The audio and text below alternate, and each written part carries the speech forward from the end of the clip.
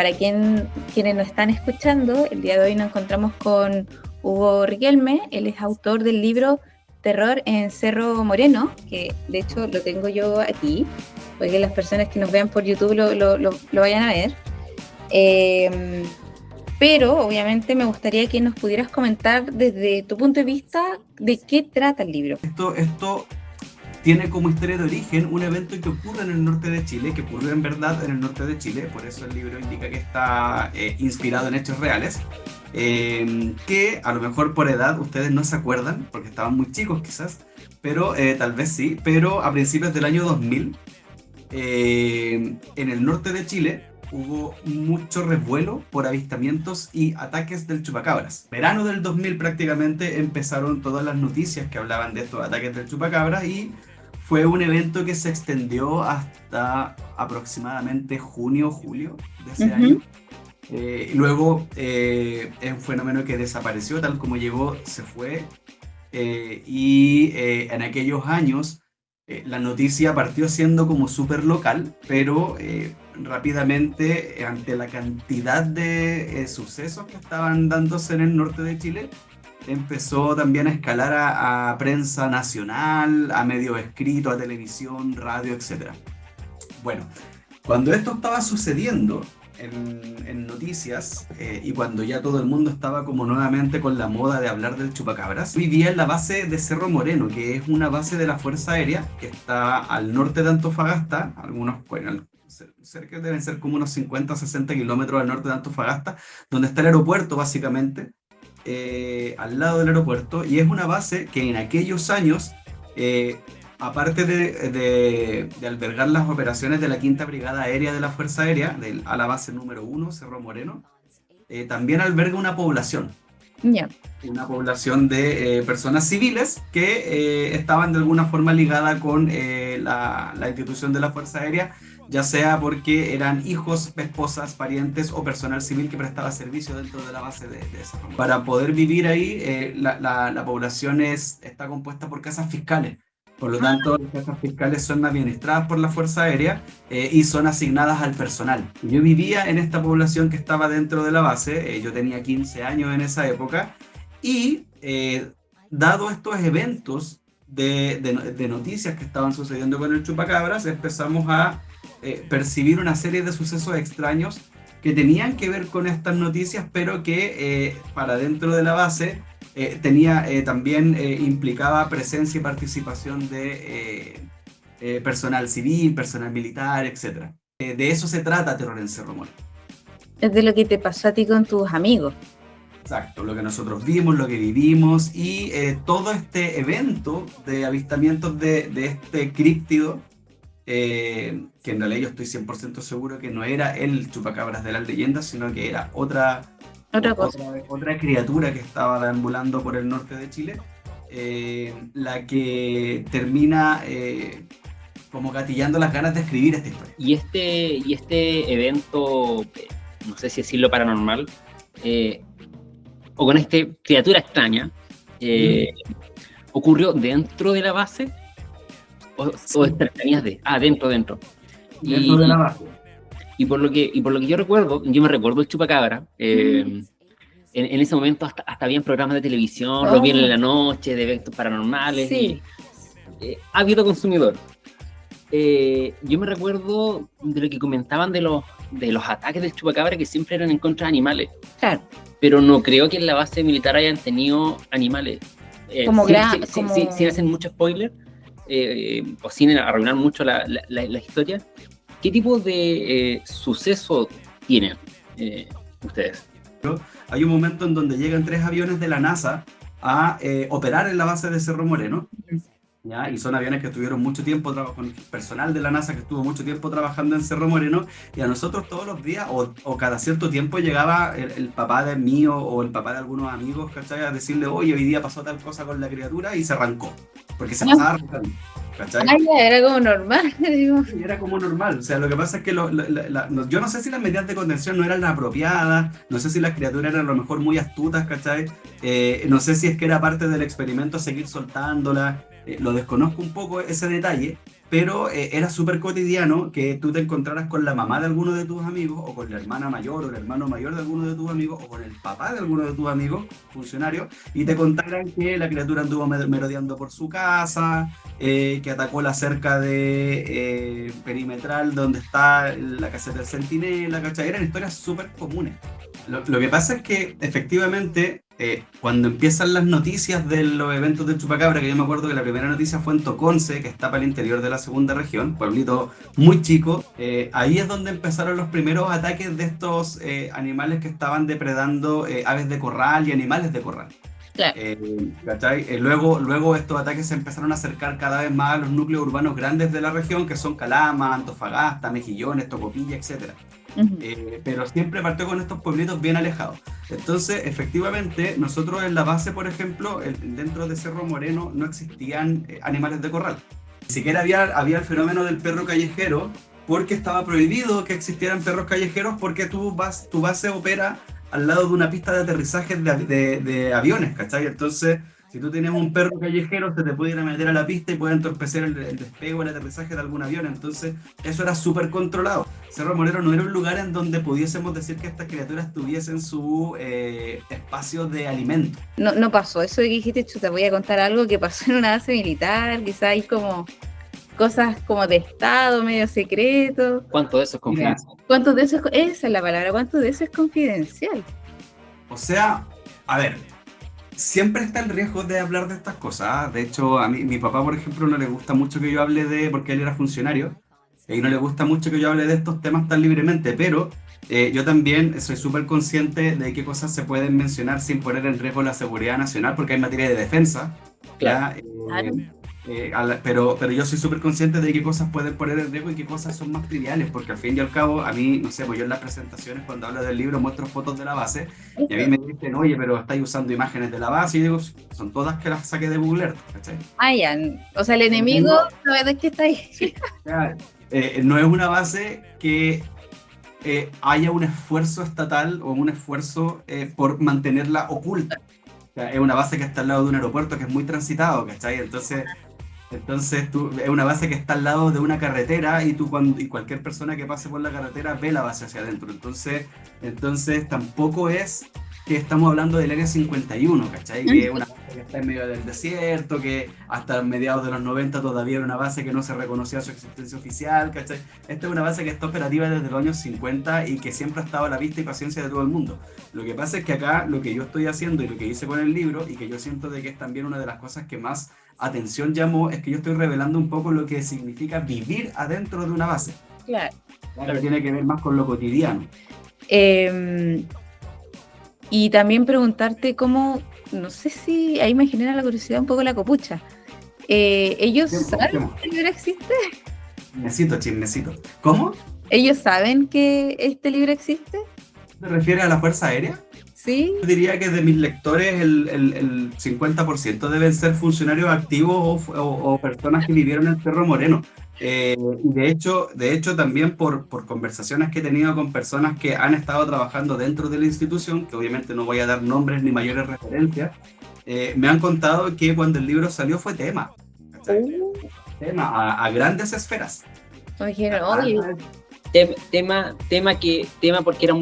Tema porque era correcto, le chuntaba a los eventos que pasaba, o tema porque lo encontraban que se despegaba mucho. O sea, mira, ¿cómo fue la recepción de ellos? Lo que pasa es que más allá de, porque obviamente acá hay materias de Estado que nunca te van a confirmar. De hecho, el gran problema que se le provocó a la Fuerza Aérea fue justamente ese, que habían cosas que, aunque tuviesen la respuesta, no podían salir a darla. ¿Cachai? ¿Por qué? Porque son materias de seguridad del Estado, ¿cachai? O porque comunicacionalmente son, como dicen los argentinos, un quilombo, ¿cachai? Claro. Entonces hay muchas cosas que ellos estuvieron por un par de meses o un par de semanas en realidad evaluando si valía la pena hacer un comunicado desmintiendo el libro, ¿cachai? ¿Por qué? Porque hubo una oleada de preguntas que le llegó a la institución a través de vía de transparencia, ¿cachai? ¿Por qué? Porque yo en el libro, aparte de hablar del tema del chupacabras, también hablo de la existencia de una base ¿ya? Que es una base secreta, porque es una base operativa secreta que está oculta en la segunda región, que no es la única en Chile, ¿ya? Hay una también en Punta Arenas, y yo hablo de esa base, ¿cachai? Y yo hablo de la existencia de esa base, la describo por dentro según testimonios de personas que trabajaron en la Fuerza Aérea, que estuvieron adentro, ¿ya? Y además doy una indicación de un lugar, de una referencia geográfica en donde está, ¿cachai?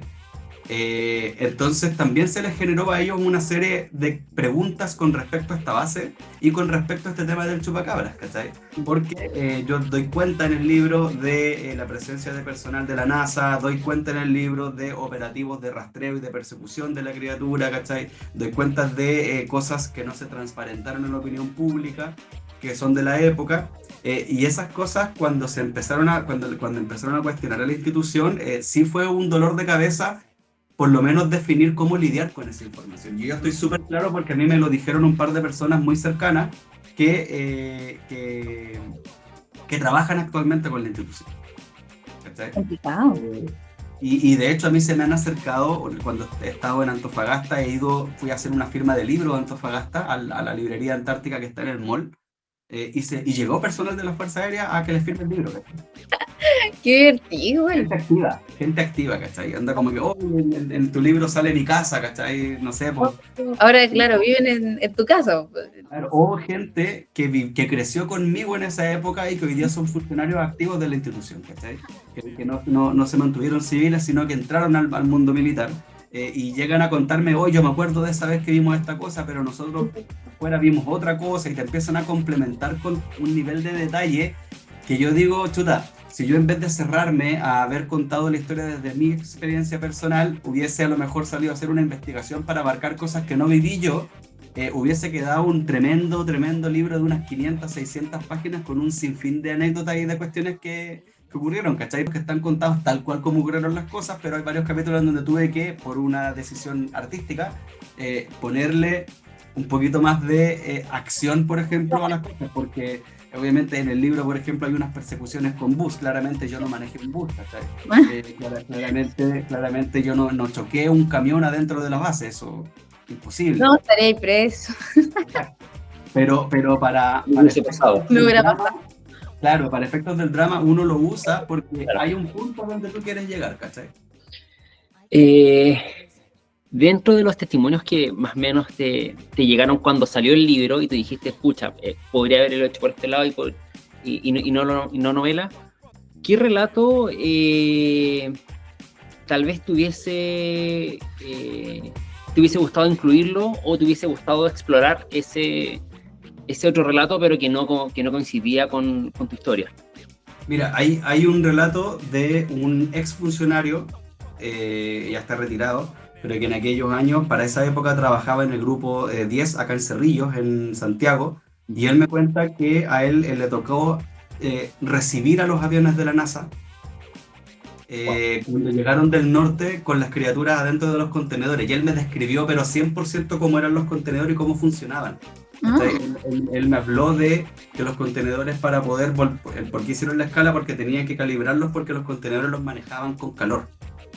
¿Ya? Entonces a las criaturas tú las podías manejar con calor, mientras más frío, más tranquilas estaban, y mientras más calor había, más activas se volvían. Entonces con eso las podías mantener restringidas. Y a él le tocó hacer esta revisión, esta escala, revisar toda la carga, mirar lo que estuviesen funcionando los contenedores, y luego mandar los aviones de vuelta a Estados Unidos, ¿cachai? Y yo como yo nunca me logré acercar tanto a los contenedores, yo solamente pude deambular por el exterior de donde estaban estas cosas. Me hubiese gustado haber tenido ese testimonio para poder haberlos descrito de mejor forma. Claro. Eso es uno. Y le da harto peso decir que fue el relato de un trabajador, comillas, activo, o sea, no era el relato de un niño. Claro. A los 15 años la memoria de un evento queda grabado y no era solo tú, era el grupo, pero que un trabajador activo en ese momento también relate eso de... Tiene más peso, sí. No es por desmerecer la voz de un niño, pero... Es verdad porque hay más detalle, de primera fuente, ¿cachai? Claro. Yo por ejemplo, yo a las criaturas las vi un par de veces, pero los contenedores no pude nunca estar tan cerca como para describir cómo eran, y este gallo me los describió pero a la perfección, ¿cachai? ¿Ya? Y tengo el testimonio de una persona que participó en esos operativos, ¿ya? Y tengo el testimonio de una persona, de un grupo de personas en realidad, que vivía en Calama, en una población que está por donde está la Camakmayo, un poquito más hacia el centro de Calama. La Camakmayo es una población que está muy cercano a la salida que te da hacia Radomiro Tomic, hacia la mina. Yeah. Y ellos vivieron en esta población que en aquellos años la estaban regularizando porque era una toma. Y me contaban que la población estuvo sitiada por una semana por el ejército, porque la criatura andaba dando vuelta por los patios de la casa. Y también tengo la información de una persona que es civil, que en aquellos años trabajaba en una ISAPRE, y me cuenta que su trabajo era consolidar los envíos de los funes que mandaban de regiones. Y esta persona dice que estuvo una semana en donde no recibía la valija de Calama.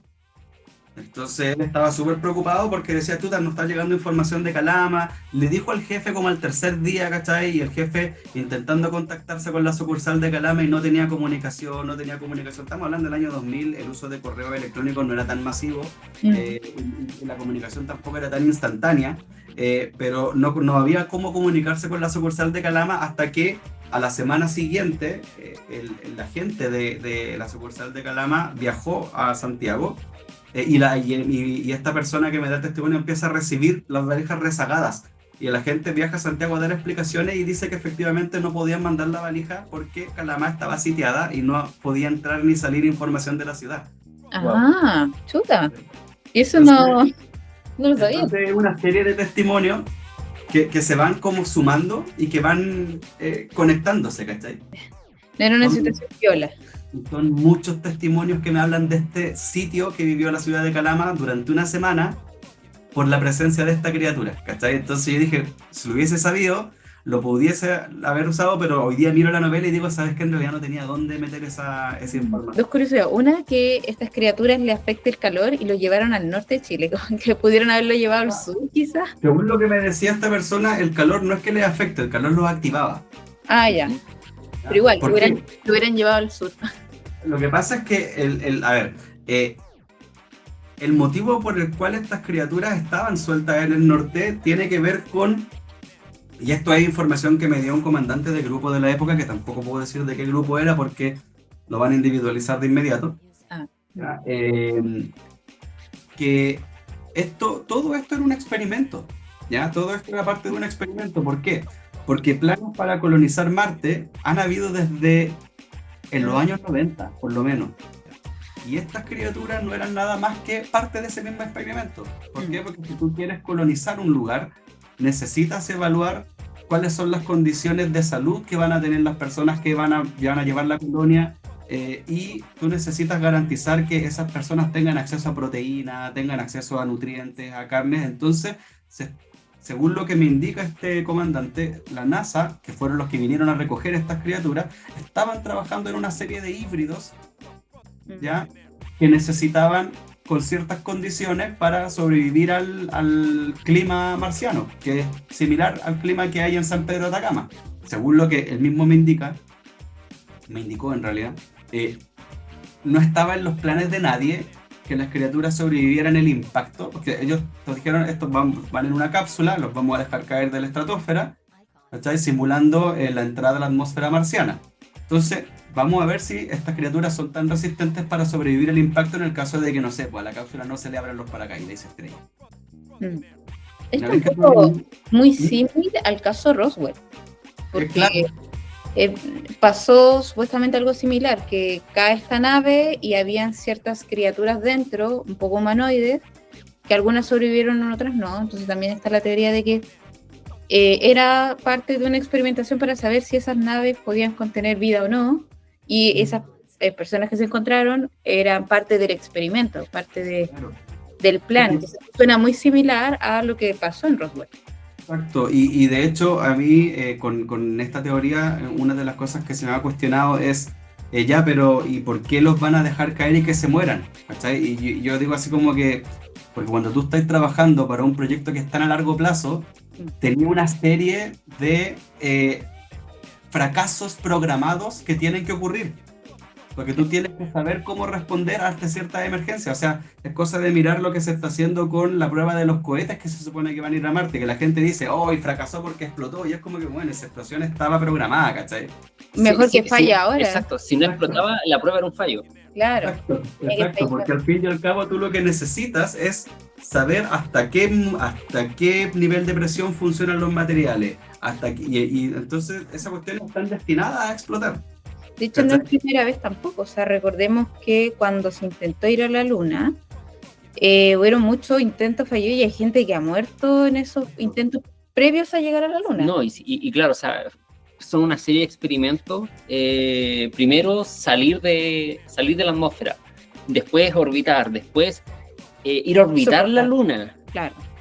Hacer el ida y vuelta y recién intentar bajar. Y bueno, la cantidad de astronautas que murieron tremendo. Entonces, claro, hacer una prueba, decir, ok, pongamos X criatura adentro y hay que probar. Asumamos el peor escenario para tener la telemetría de todo esto.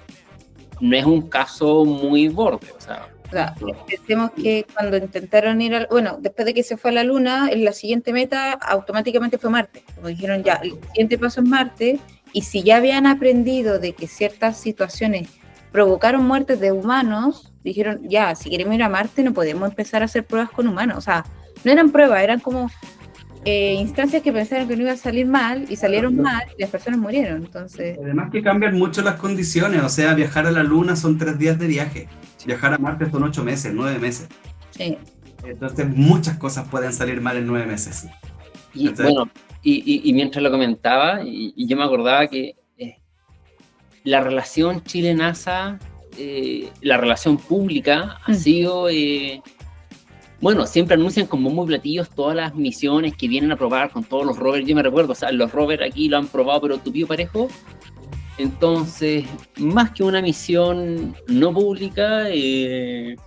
porque no lo dijeron, no lo anunciaron. Claro, o sea, si en ese momento no lo anunciaron, pero sí tenemos un contacto bastante estrecho de visita. No, y también las pruebas con animales no es nuevo.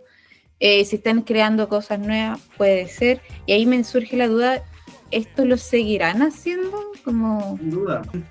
Con que estos experimentos se siguen llevando a cabo, sino que no quepa la menor duda. Lo que pasa es que no nos hemos enterado y probablemente de muchos de ellos no nos vamos a enterar. Me surgen varias preguntas, pero ¿por qué hacer una obra como narrativa y no quizás hacer un libro como testimonial? ¿Por qué fue la decisión? Esa fue una pregunta que me hizo mi editor. ¿Por qué hacer esto novela y no hacerlo no ficción? Claro. Y me lo han preguntado varias personas que son investigadoras. Tú sabes que en el mundo de la ufología hay muchas personas que se dedican seriamente a la investigación de eventos, ¿cachai? Y muchos me han preguntado por qué no hice un libro de no ficción ufológico acerca del tema. Y yo les dije, y la respuesta que yo la mantengo, es porque primero yo soy novelista, ¿ya? A mí lo que me gusta y lo que me mueve es contar historias. Y además que ya existen libros del chupacabras, de ovnis, ya existen libros de no ficción que dan cuenta de eso. De hecho, el Pancho Ortega, el mismo Francisco Ortega, tiene un libro que se llama Alienígenas Chilenos, en donde habla de la base secreta de te iba a preguntar si esa base que tú mencionabas es la misma que menciona Ortega. La misma, sí. De hecho, en ese libro, en algún momento de esa descripción de la base, Ortega me menciona a mí como fuente porque él me preguntó. Ok, ahí junto los dos libros, porque también lo tengo por ahí. Entonces, me encanta el tema obra, entonces el problema y el motivo principal por el cual yo decidí hacerlo novela es que con una novela tú llegas a la masa. Llegas a la gente que no está interesada en la investigación seria del caso, ¿cachai? En cambio, cuando tú haces un libro de no ficción, te quedas en el nicho. Es más masivo, y yo dije, esta cuestión yo quiero que sea masiva, ¿cachai? Yo quiero que la gente conozca este tema, quiero que la gente se pregunte, quiero que la gente se meta a Google y haga su propia investigación acerca del tema, ¿cachai? De hecho, en la misma nota de autor que yo le puse al libro al final, no me creas, ¿cachai? Busca la información. Sí, ahí puedes también buscar ojalá el libro, que yo encuentro que La historia es muy buena, la historia es muy interesante, muy curiosa, y eso, muchas gracias por participar en nuestro podcast. Perfecto, muchas gracias a ustedes por la invitación, de verdad, se hace poco la conversa, pero sí, espero que haya salido todo bien, así que saludos aquí al podcast y a ustedes y a la gente que nos va a ver ahora y en el infinito. Eso, muchas gracias. Chao, chao. Chao.